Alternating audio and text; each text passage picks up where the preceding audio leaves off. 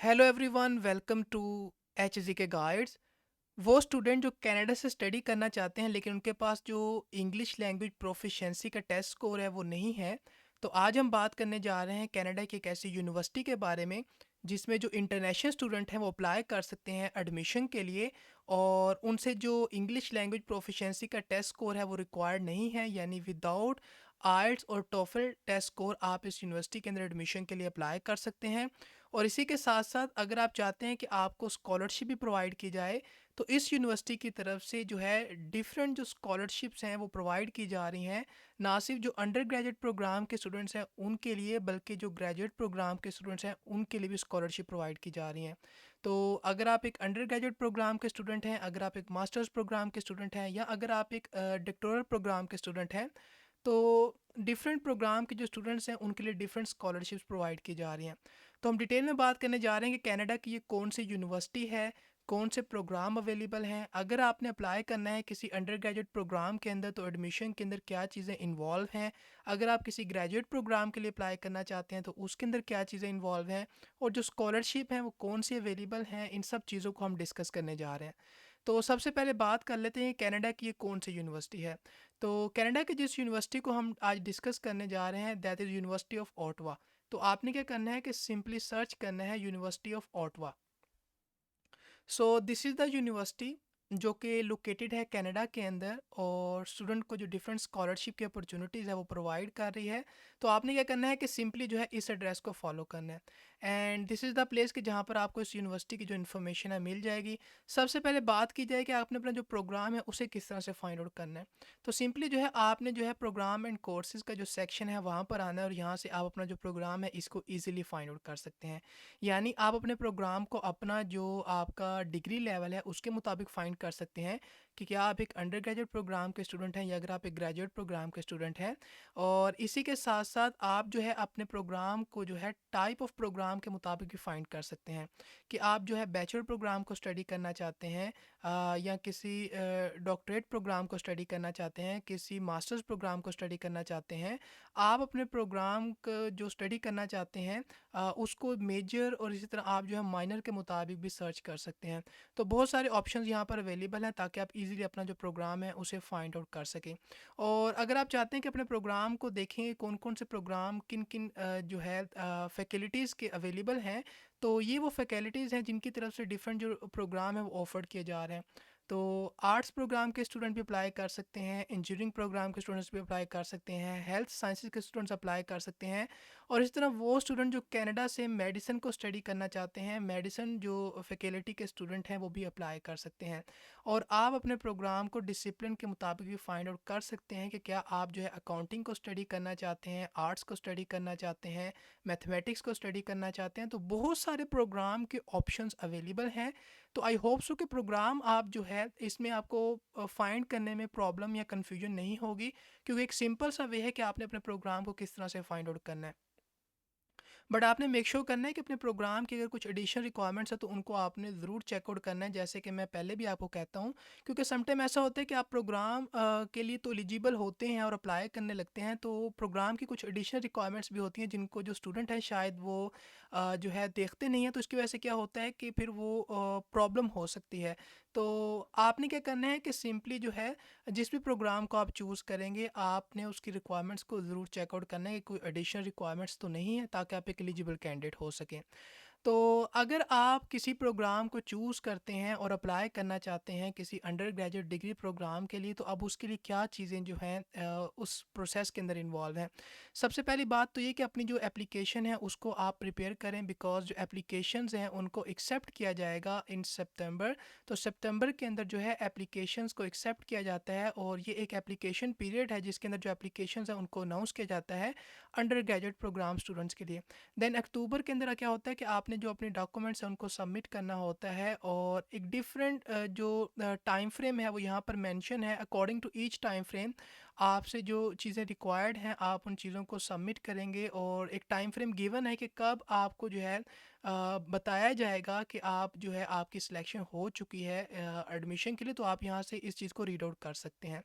तो पहली बात तो ये कि जो है सितंबर के अंदर जो है एप्लीकेशंस को अनाउंस किया जाएगा, और फिर जो सितंबर होगा यानी जो नेक्स्ट सितंबर होगा उसमें जो आपकी क्लासेस हैं उनको स्टार्ट किया जाएगा। यानी आप अपने डिग्री प्रोग्राम को स्टार्ट करेंगे जिस भी डिग्री प्रोग्राम के लिए आपने अप्लाई किया होगा। तो अगर आपने अप्लाई करना है तो मेक श्योर करें कि अपने आप को प्रिपेयर करें, और प्रिपेयर इस तरह से करें कि जो भी डॉक्यूमेंट्स आपसे रिक्वायर्ड हैं, जो भी चीज़ें एलिजिबिलिटी रिक्वायरमेंट्स में इन्वॉल्व हैं, उन सब को आप मीट कर रहे हों, सारे डॉक्यूमेंट्स आपके पास हों, ताकि आप अपनी जो कंप्लीट एप्लीकेशन है उसको सबमिट कर सकें। और आप अपनी जो एलिजिबिलिटी रिक्वायरमेंट्स हैं रिगार्डिंग द कि कौन सा आपके पास जो क्वालिफ़िकेशन है वो होनी चाहिए, आप उसको अपनी कंट्री के मुताबिक भी चेक आउट कर सकते हैं। यानी अगर आप ये देखना चाहते हैं कि आपके कंट्री के अंदर जो है कौन सी क्वालिफ़िकेशन आपके पास हो ताकि आप एक अंडर ग्रेजुएट प्रोग्राम के एडमिशन के लिए अप्लाई कर सकें, तो आपने सिंपली क्या करना है कि यहाँ से आप अपनी जो कंट्री से रिलेटेड जो रिक्वायरमेंट है उसको भी चेकआउट कर सकते हैं। तो यहाँ पर कंट्री की लिस्ट मेंशन है जहाँ से एप्लीकेंट अप्लाई कर सकते हैं, और यहाँ पर वो रिक्वायर्ड क्वालिफ़िकेशन है जो कि आपके पास होनी चाहिए ताकि आप एडमिशन के लिए अप्लाई कर सकें। तो अगर बात की जाए उन स्टूडेंट्स की जो पाकिस्तान से अप्लाई करना चाहते हैं, तो पाकिस्तान से अगर हम अप्लाई करते हैं तो क्या चीज़ें जो है वो इन्वॉल्व हैं, यानी कौन सी क्वालिफ़िकेशन रिक्वायर्ड है।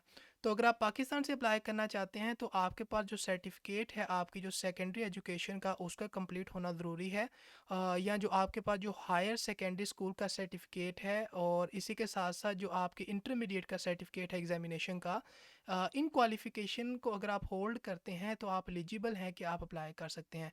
तो अकॉर्डिंग टू योर कंट्री आप इजीली जो है इन रिक्वायरमेंट को चेकआउट कर सकते हैं, और बहुत सारे यहाँ पर जो कंट्रीज़ हैं वो मेंशन है जहाँ से जो एप्लीकेंट हैं वो अप्लाई कर सकते हैं। तो इस तरह से आपने अपने कंट्री के मुताबिक जो है रिक्वायरमेंट को चेकआउट करना है। लैंग्वेज रिक्वायरमेंट की बात की जाए तो अभी हम बात करेंगे कि जो स्टूडेंट हैं वो किस तरह से जो इंग्लिश प्रोफिशेंसी है उसके बगैर भी अप्लाई कर सकते हैं इस यूनिवर्सिटी के अंदर एडमिशन के लिए, ताकि वो जो है ना सिर्फ एडमिशन के लिए अप्लाई कर सकें बल्कि उनको स्कॉलरशिप का भी चांस मिले कि वो स्कॉलरशिप के थ्रू अपना जो डिग्री प्रोग्राम है उसे परस्यू कर सकें। नेक्स्ट थिंग है कि आपने क्या करना है कि अब जो भी प्रोग्राम आपने चूज़ किया है, आपने जो है उस प्रोग्राम के एडमिशन के लिए अगर आपके कंट्री के मुताबिक कुछ स्पेसिफिक रिक्वायरमेंट है तो आप उनको चेक आउट कर सकते हैं। तो यहाँ से आपने सिंपली देख लेना है कि अगर आपके कंट्री के मुताबिक कुछ स्पेसिफिक रिक्वायरमेंट्स हैं तो आपको उन्हें मीट करना पड़ेगा। तो आप सिंपली यहाँ से कंट्रीज़ की लिस्ट को देख सकते हैं और यहाँ से रिक्वायरमेंट को चेक कर सकते हैं। यहाँ से पर बहुत सारे कंट्रीज़ अवेलेबल हैं तो आप इन रिक्वायरमेंट्स को ईजिली देख सकते हैं। और आपने अपनी एप्लीकेशन को जो है ऑनलाइन जो है सबमिट करना है एप्लीकेशन पोर्टल के ऊपर, और जब आपने अप्लाई करना है तो जो भी चीज़ें आपसे रिक्वायर्ड होंगी, जो भी डॉक्यूमेंट्स आपसे रिक्वायर्ड होंगे उनको आप सबमिट करेंगे, और इसी के साथ साथ जो एप्लीकेशन फ़ी है वो भी आपसे रिक्वायर्ड होगी ताकि आप अपने एडमिशन की जो एप्लीकेशन है उसे कंप्लीट कर सकें। तो देन आप देख सकते हैं कि आपकी जो एप्लीकेशन है उसका स्टेटस क्या है रिगार्डिंग कि आप जो है आपको एडमिशन के लिए सिलेक्ट किया गया है या नहीं, और जो भी नेसेसरी डॉक्यूमेंट्स आपसे रिक्वायर्ड होंगे उनको आपको सबमिट करना पड़ेगा ताकि आप अपनी एप्लीकेशन को कंप्लीट कर सकें। तो इस तरह से आपने अप्लाई करना है, और इन सिंपल से स्टेप्स को आई होप सो कि मैं आपको एक्सप्लेन कर पाया है कि किस तरह से आपने जो है एडमिशन के लिए अप्लाई करना है। अब बात करते हैं लैंग्वेज रिक्वायरमेंट की। तो जैसा कि हमने स्टार्टिंग में कहा था कि अगर आपके पास इंग्लिश प्रोफिशिएंसी का टेस्ट स्कोर नहीं है तो आप उसके बगैर भी इस यूनिवर्सिटी के अंदर एडमिशन के लिए अप्लाई कर सकते हैं। तो अब देखते हैं कि उसके बगैर आपने किस तरह से अप्लाई करना है। पहली बात तो ये कि जो प्रोग्राम जो कोर्सेज ऑफर्ड किए जाते हैं इस यूनिवर्सिटी के अंदर, वो इंग्लिश लैंग्वेज में भी हैं और जो फ्रेंच लैंग्वेज है उसके अंदर भी हैं, और बोथ लैंग्वेज के अंदर भी कोर्सेज को ऑफर किया जाता है। तो जिस भी कोर्स को आप चूज़ करेंगे आपको ये चेकआउट करना पड़ेगा कि उसकी जो मीडियम ऑफ इंस्ट्रक्शन है वो कौन सी लैंग्वेज में है। तो लैंग्वेज रिक्वायरमेंट के अंदर अगर आप जो है किसी ऐसे प्रोग्राम को चूज़ करते हैं जो कि फ्रेंच लैंग्वेज में पढ़ाया जा रहा है, तो आप उस प्रोग्राम की रिक्वायरमेंट को इस तरह से मीट कर सकते हैं कि अगर आपने जो है अपनी पोस्ट जो सेकेंडरी स्टडी है उसको कंप्लीट किया है इन फ्रेंच लैंग्वेज, और या अगर आपने जो है अपने जो लास्ट 3 ईयर है अपने हाई स्कूल के वो आपने पढ़े हैं फ्रेंच लैंग्वेज के अंदर, just like grade 10 11th and 12th। तो अगर आप इनमें से एक रिक्वायरमेंट को मीट करते हैं तो आप जो है इस रिक्वायरमेंट को मीट कर सकते हैं ताकि आप एक ऐसे प्रोग्राम को स्टडी कर सकें जो फ्रेंच लैंग्वेज में ऑफर किया जा रहा है। इसी के साथ-साथ आप जो है ये भी देख सकते हैं कि आपने कंट्री के मुताबिक जो रिक्वायर्ड लेवल ऑफ स्टडी है वो क्या है, तो आप इन यहाँ से सिंपली चेक कर सकते हैं। और इन केस अगर आपने जो है एक ऐसे प्रोग्राम को चूज़ किया है जो फ्रेंच लैंग्वेज में पढ़ाया जा रहा है, तो उसकी एग्ज़ैम्पशन किस बेसिस पर हो सकती है, आप उसको भी चेकआउट कर सकते हैं। क्योंकि हम बात करने जा रहे हैं इंग्लिश लैंग्वेज के बारे में, तो अभी हम उसके बारे में बात करते हैं। लेकिन यहाँ पर जो है कुछ जो एक्सेप्टेबल टेस्ट स्कोर हैं आपकी लैंग्वेज के लिए, अगर आप फ्रेंच लैंग्वेज को चूज़ कर रहे हैं अपनी स्टडी के लिए, तो इन टेस्ट स्कोर का आपके पास होना ज़रूरी है और उनका जो रिक्वायर्ड स्कोर है वो भी यहाँ पर मेंशन है। अब बात करते हैं इंग्लिश लैंग्वेज प्रोग्राम की, तो यानी अगर हमने एक ऐसा प्रोग्राम चूज़ किया है जो इंग्लिश लैंग्वेज में है और हम इंग्लिश लैंग्वेज में इस यूनिवर्सिटी के अंदर पढ़ना चाहते हैं, तो आपको जो है प्रूफ जो है प्रोवाइड करना पड़ेगा इनमें से किसी एक दो चीज़ों का। अगर आप इनमें से किसी एक भी चीज़ को मीट करते हैं तो आपको एग्जेम्प्ट कर दिया जाएगा इस रिक्वायरमेंट से। पहली रिक्वायरमेंट क्या है कि अगर आपने पोस्ट सेकेंडरी जो आपकी स्टडी है उसे कंप्लीट किया है इंग्लिश लैंग्वेज में, तो आप एग्जेम्प्ट हो सकते हैं। और इनकेस अगर आप इस रिक्वायरमेंट को मीट नहीं कर रहे, तो आप इस रिक्वायरमेंट को आपको मीट करना पड़ेगा, जिसमें जो आपकी लास्ट 3 ईयर है ऑफ हाई स्कूल, वो अगर आपने इंग्लिश लैंग्वेज में कंप्लीट किया है तो आपको एग्जेम्प्ट कर दिया जाएगा। यानी जिसमें आपकी जो 10th क्लास है, जो 11th क्लास है, इस तरह जो 12th क्लास है, इन ग्रेड्स को अगर आपने कंप्लीट किया है तो आपको एग्जेम्प्ट कर दिया जाएगा। तो आप बात करते हैं कि कौन से कंट्रीज़ हैं जिनको इस रिक्वायरमेंट से एग्जेम्प्ट किया जाएगा। तो यहाँ पर जो है कंट्रीज़ की लिस्ट मेंशन है कि जहाँ से जो एप्लीकेंट हैं अगर वो इस रिक्वायरमेंट को मीट करते हैं तो उनको इंग्लिश लैंग्वेज प्रोफिशिएंसी जो टेस्ट स्कोर है उसकी रिक्वायरमेंट से एग्जेम्प्ट कर दिया जाएगा। और वो स्टूडेंट जो पाकिस्तान से अप्लाई करना चाहते हैं उनको भी एग्जेम्प्ट कर दिया जाएगा इस रिक्वायरमेंट से। तो यहाँ पर कंप्लीट लिस्ट अवेलेबल है, आप इजीली जो है रिक्वायरमेंट देख सकते हैं कि कौन से कंट्री जो है इस रिक्वायरमेंट के अंदर फॉल करते हैं। और इन केस अगर आप इस रिक्वायरमेंट को मीट नहीं कर रहे, तो देन आपको जो पॉसिबल एक्सेप्टेबल टेस्ट स्कोर है उसको सबमिट करना पड़ेगा, जिसकी रिक्वायरमेंट यहाँ पर मेंशन है। तो इस तरह से आप इंग्लिश लैंग्वेज प्रोफिशिएंसी की जो रिक्वायरमेंट है उसको मीट कर सकते हैं, या वो रिक्वायरमेंट आपकी एग्जेम्प्ट हो सकती है अगर आप सर्टेन रिक्वायरमेंट को मीट कर रहे हैं। अब बात करते हैं उन स्टूडेंट्स की जो किसी ग्रेजुएट प्रोग्राम के लिए अप्लाई करना चाहते हैं, तो उनके लिए क्या स्टेप्स इन्वॉल्व हैं ताकि वो एडमिशन के लिए अप्लाई कर सकें। तो जो सबसे पहली चीज़ है वो ये कि आप अपना जो प्रोग्राम है उसको चूज़ करेंगे, क्योंकि बहुत सारे प्रोग्राम अवेलेबल हैं, तो उनमें से जिस भी प्रोग्राम को आपने चूज़ करना है आप उस प्रोग्राम को चूज़ करेंगे। और आपने जो डेडलाइन है उनको भी चेकआउट करना है, क्योंकि जो डेडलाइन है वो वेरी कर सकती हैं फ्रॉम प्रोग्राम टू प्रोग्राम। तो जिस भी प्रोग्राम को आपने चूज़ किया है उसकी रिक्वायरमेंट को जो है ज़रूर आपने जो है चेकआउट करना है। और यहाँ पर जो है क्लियरली मेंशन है कि जो फॉल विंटर और जो स्प्रिंग समर टर्म्स हैं वो यूजुअली बिगन होती हैं in September January and May. So this is the time frame कि जब इन टर्म्स को स्टार्ट किया जाता है, तो आपने अपनी रिक्वायरमेंट को अपने प्रोग्राम के मुताबिक ज़रूर चेकआउट करना है, क्योंकि जो रिक्वायरमेंट है वो वेरी कर सकती हैं। हो सकता है कुछ प्रोग्राम की रिक्वायरमेंट सेम हो और हो सकता है कुछ प्रोग्राम की रिक्वायरमेंट डिफरेंट हो। तो क्योंकि बहुत सारे प्रोग्राम हैं, तो आप अपने प्रोग्राम के मुताबिक इस रिक्वायरमेंट को आपने ज़रूर चेकआउट करना है। जब आप अपनी डेडलाइन को चेक कर लेंगे, देन आपने उस प्रोग्राम की जो एडमिशन रिक्वायरमेंट है उनको भी ज़रूर मीट करना है। जस्ट लाइक कि अगर आप एक मास्टर्स प्रोग्राम के लिए अप्लाई करने जा रहे हैं, तो आपके पास जो बैचलर डिग्री है उसका होना ज़रूरी है, और आपके पास जो एवरेज है वो आपकी इतनी होनी चाहिए ताकि आप एडमिशन के लिए अप्लाई कर सकें। अगर आप एक पीएचडी प्रोग्राम के एप्लीकेंट हैं, तो आपके पास जो मास्टर्स डिग्री है या जो उसके इक्विवेलेंट क्वालिफिकेशन है उसका होना ज़रूरी है।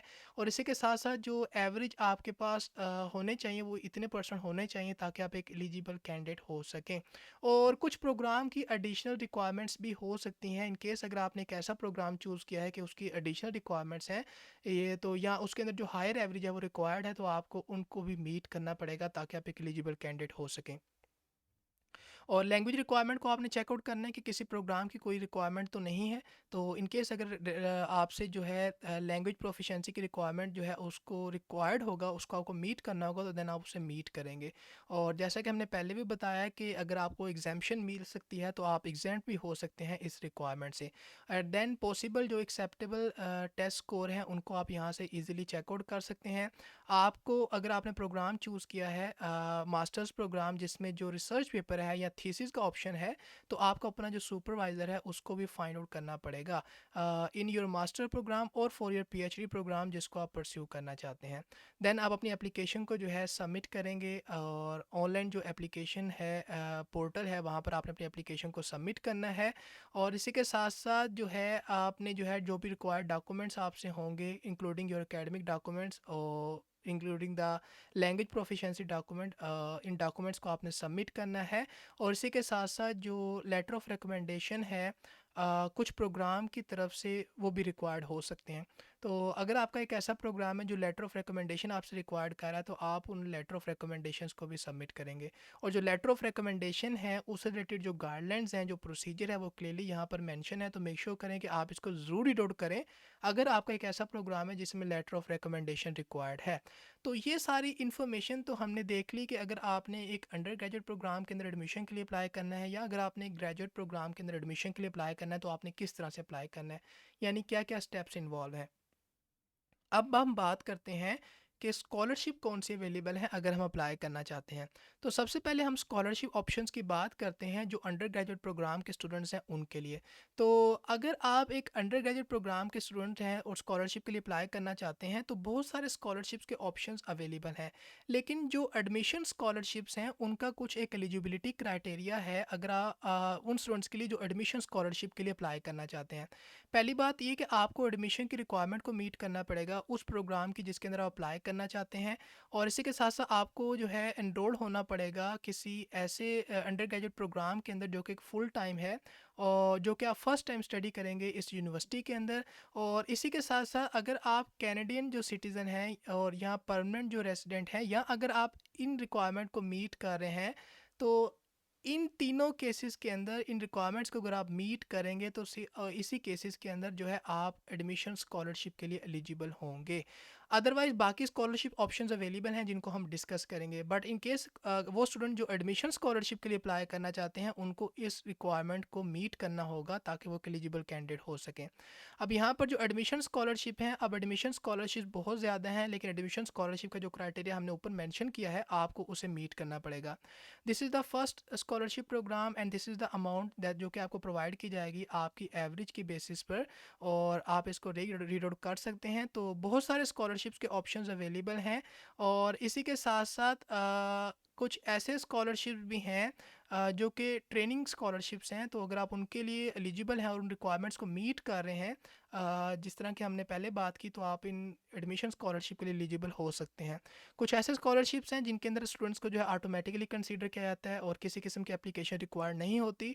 और कुछ ऐसे स्कॉलरशिप्स ऑप्शन भी हैं कि जिसके अंदर स्टूडेंट ने जो है एप्लीकेशन को सबमिट करना होता है।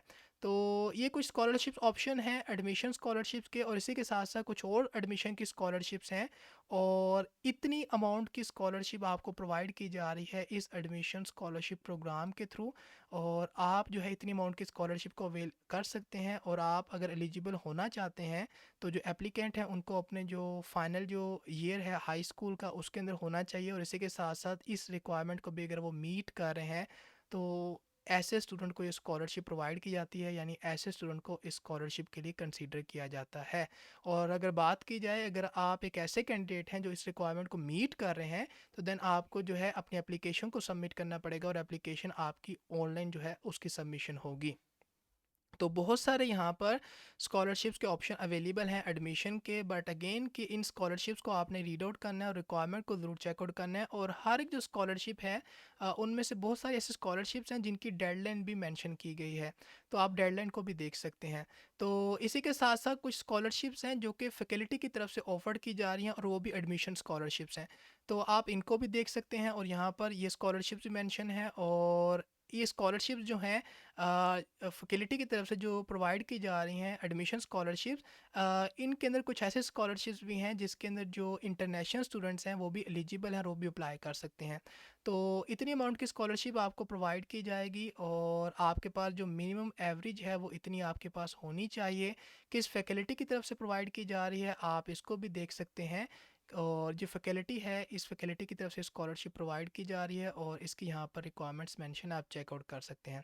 This is the another scholarship जो कि फैकल्टी ऑफ इंजीनियरिंग की तरफ से प्रोवाइड की जा रही है और यहाँ पर इसकी भी रिक्वायरमेंट्स मेंशन है और इंटरनेशनल स्टूडेंट्स को भी ऑटोमेटिकली कंसीडर किया जाता है, किसी किस्म की एप्लीकेशन से रिक्वायर्ड नहीं है। और यहाँ पर जो स्कॉलरशिप है उसकी अमाउंट को भी मेंशन किया गया है अकॉर्डिंग टू योर एवरेज कि आप कितनी एवरेज को होल्ड करते हैं। This is the another scholarship और यहाँ पर ये भी मेंशन है कि इस स्कॉलरशिप के अंदर भी जो इंटरनेशनल स्टूडेंट्स हैं वो एलिजिबल हैं, इंटरनेशनल स्टूडेंट्स को भी कंसीडर किया जाता है। लेकिन इस स्कॉलरशिप के लिए आपको एप्लीकेशन को सबमिट करना होगा ऑनलाइन और डेडलाइन भी मेंशन है कि कब आपने जो है अप्लाई करना है, जब ईच ईयर इनको इन स्कॉलरशिप एप्लीकेशंस को एक्सेप्ट किया जाता है।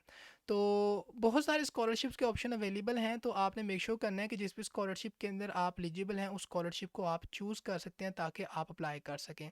और स्पेसिफिकली इंटरनेशनल स्टूडेंट्स के लिए भी स्कॉलरशिप्स अवेलेबल हैं अपार्ट फ्रॉम जो स्कॉलरशिप हमने ऊपर डिस्कस किया है इंटरनेशनल स्टूडेंट्स की। तो this is the first scholarship जो कि आपको प्रोवाइड की जा सकती है और ये स्कॉलरशिप जो है आपकी ट्यूशन फ़ी की एग्जाम्पशन स्कॉलरशिप के तौर पे आपको प्रोवाइड की जाएगी। जो वैल्यू है स्कॉलरशिप की वो वेरी करेगी डिपेंडिंग ऑन कि आपके स्टडी प्रोग्राम के लिए जो है आपने अप्लाई किया है। और इसी के साथ साथ जो एलिजिबल स्टूडेंट होंगे अगर वो क्राइटेरिया को मीट कर रहे होंगे तो इनको जो है ऑटोमेटिकली स्कॉलरशिप के लिए कंसीडर किया जाएगा जब वो एडमिशन के लिए अप्लाई करेंगे उन प्रोग्राम के अंदर जिसके लिए स्कॉलरशिप प्रोवाइड की जा रही है। This is the another scholarship program जिसको अवेल कर सकते हैं और अगर आप इस रिक्वायरमेंट को मीट कर रहे हैं तो आप इस स्कॉलरशिप को भी अवेल कर सकते हैं। तो बहुत सारे यहाँ पर स्कॉलरशिप्स के ऑप्शन अवेलेबल हैं एंड आप इनमें से चेकआउट कर सकते हैं कि कौन से स्कॉलरशिप के लिए आप एलिजिबल हैं और अप्लाई कर सकते हैं। आपने इस बात को इंश्योर करना है क्योंकि स्कॉलरशिप के ऑप्शंस बहुत ज़्यादा हैं, तो इस बात को आपने इंश्योर करना है कि सिर्फ उसी स्कॉलरशिप के लिए आप एलिजिबल होंगे जिन स्कॉलरशिप्स के एलिजिबिलिटी क्राइटेरिया को आप मीट कर रहे हैं। तो अगर आप जो है एडमिशन स्कॉलरशिप के लिए अप्लाई करना चाहते हैं तो जैसा कि हमने पहले बात की कि उस रिक्वायरमेंट को आपको मीट करना पड़ेगा ताकि आप जो है उस स्कॉलरशिप को अवेल कर सकें। बट अपार्ट फ्रॉम दैट कुछ ऐसे स्कॉलरशिप्स भी हैं जो फैकल्टी की तरफ से ऑफर्ड की जा रही हैं इंटरनेशनल स्टूडेंट्स को, आप उनको भी चेकआउट कर सकते हैं। और कुछ ऐसे स्कॉलरशिप्स भी हैं जो स्पेसिफिकली इंटरनेशनल स्टूडेंट्स के लिए जो है डिज़ाइन की गई हैं, आप उनको भी चेकआउट कर सकते हैं। तो हर एक स्कॉलरशिप की जो बेनिफिट है वो वेरी कर सकता है, हर एक स्कॉलरशिप की अपनी डेडलाइन है, अपना एक क्राइटेरिया है। कुछ स्कॉलरशिप्स के अंदर ऑटोमेटिकली कंसीडर किया जा रहा है, कुछ स्कॉलरशिप के अंदर एप्लीकेशन रिक्वायर्ड है। तो बहुत सारे ऑप्शंस अवेलेबल हैं, जस्ट लाइक ये भी स्कॉलरशिप्स ऑप्शन अवेलेबल हैं। तो इनमें से अगर आप किसी स्कॉलरशिप के लिए एलिजिबल हैं तो आप इनको भी चेकआउट कर सकते हैं। तो ये स्कॉलरशिप्स के ऑप्शन तो बहुत ज़्यादा हैं लेकिन ये स्कॉलरशिप्स के ऑप्शन अंडर ग्रेजुएट प्रोग्राम के स्टूडेंट्स के लिए। अब बात करते हैं उन स्टूडेंट्स की जो किसी ग्रेजुएट प्रोग्राम के लिए अप्लाई करना चाहते हैं। तो जो ग्रेजुएट प्रोग्राम के स्टूडेंट्स हैं उनके लिए जो एडमिशन स्कॉलरशिप्स हैं वो प्रोवाइड की जा रही हैं और मास्टर्स प्रोग्राम के अगर स्टूडेंट्स की बात की जाए तो मास्टर्स प्रोग्राम के स्टूडेंट्स के लिए भी स्कॉलरशिप प्रोवाइड की जा रही हैं। तो ऐसे स्टूडेंट्स को ये स्कॉलरशिप प्रोवाइड की जाती है जो कि किसी फुल टाइम जो एलिजिबल मास्टर प्रोग्राम है उसके अंदर जो है एनरोल्ड होते हैं। और जो अमाउंट ऑफ स्कॉलरशिप है वो वेरी कर सकती है डिपेंडिंग पोन कि आप किस प्रोग्राम के लिए अप्लाई करने जा रहे हैं, किस प्रोग्राम के अंदर जो है आपने एडमिशन के लिए अप्लाई किया है। और इसी के साथ साथ यहाँ पर एक इम्पॉर्टेंट बात कि कुछ ऐसे प्रोग्राम हैं जो इस स्कॉलरशिप से एक्सक्लूडेड है। तो ये वो प्रोग्राम है, अगर आप इन प्रोग्राम के स्टूडेंट हैं तो ये जो प्रोग्राम है ये एक्सक्लूडेड हैं इस स्कॉलरशिप के लिए। मास्टर्स प्रोग्राम की हमने बात कर ली तो बात करते हैं उन स्टूडेंट्स की जो किसी डॉक्टरेट प्रोग्राम के लिए अप्लाई करने जा रहे हैं। तो जो डॉक्टरेट प्रोग्राम के स्टूडेंट हैं उनके लिए भी एडमिशन स्कॉलरशिप ऑफर्ड की जा रही हैं और वो स्टूडेंट जो एक अच्छे एकेडमिक रिकॉर्ड को होल्ड करते हैं उनको इस स्कॉलरशिप के लिए कंसीडर किया जाता है। और जो मिनिमम वैल्यू है यानी जो मिनिमम अमाउंट ऑफ स्कॉलरशिप है इतनी अमाउंट की प्रोवाइड की जाएगी आपको for a period of 4 year, यानी 4 ईयर के लिए इतनी अमाउंट की जो मिनिमम स्कॉलरशिप है वो आपको प्रोवाइड की जा सकती है अगर आप एलिजिबिलिटी रिक्वायरमेंट को मीट करते हैं। तो ये जो एडमिशन स्कॉलरशिप है ये जो कैनेडियन स्टूडेंट हैं उनके लिए भी अवेलेबल है, जो परमानेंट जो रेजिडेंट हैं उनके लिए भी अवेलेबल है।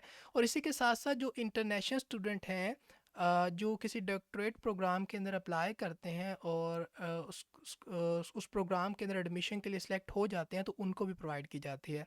और आपको जो है एडमिशन की जो एवरेज है उसको मेंटेन करना होगा, यानी इतनी एडमिशन की एवरेज होनी चाहिए इससे ज़्यादा, ताकि आपको स्कॉलरशिप के लिए कंसीडर किया जाए। और अगर बात की जाए स्कॉलरशिप की, तो स्कॉलरशिप प्रोग्राम के दो कंपोनेंट हैं जिसके अंदर आपको जो है इतनी स्कॉलरशिप की अमाउंट प्रोवाइड की जाएगी पर ईयर। और देन सेकंड कंपोनेंट है, और ये जो कंपोनेंट है ये आपको ऑफर करेगा स्कॉलरशिप, और स्कॉलरशिप आपको एकेडमिक यूनिट की तरफ से प्रोवाइड की जाएगी। तो ये वो स्कॉलरशिप के ऑप्शंस अवेलेबल हैं अगर आप एक ग्रेजुएट प्रोग्राम के स्टूडेंट हैं और किसी ग्रेजुएट प्रोग्राम को स्टडी करना चाहते हैं। तो आई होप सो कि वो स्टूडेंट जो कनाडा की किसी ऐसी यूनिवर्सिटी को सर्च कर रहे हैं कि जिसके अंदर वो एडमिशन के लिए अप्लाई कर सकें विदाउट एनी आइल्स टोफल रिक्वायरमेंट, तो आप जो है इस यूनिवर्सिटी को कंसीडर कर सकते हैं अगर आप कनाडा से स्टडी करना चाहते हैं। और ना सिर्फ ये बल्कि एक नहीं दो नहीं नंबर ऑफ़ स्कॉलरशिप्स के ऑप्शन जो हैं अवेलेबल हैं इस यूनिवर्सिटी की तरफ से इंटरनेशनल स्टूडेंट्स के लिए। अब ये डिपेंड करता है कि क्या आप जो है उस रिक्वायरमेंट को मीट कर रहे हैं या नहीं। यानी अगर आप एक एलिजिबल कैंडिडेट होंगे तो यहाँ तो आपको ऑटोमेटिकली कंसीडर किया जाएगा, या आपसे जो एप्लीकेशन है वो रिक्वायर्ड होगी ताकि आप स्कॉलरशिप के लिए एलिजिबल हो सके। तो आई होप सो कि जो आज की इन्फॉर्मेशन थी आपके लिए हेल्पफुल होगी, आपको अच्छी लगी होगी। तो आज की जो अपॉर्चुनिटी थी ये आपको अच्छी लगी होगी। तो आज के लिए इतना ही, मिलते हैं आपको किसी नई अपॉर्चुनिटी के साथ। So till then take care and good bye.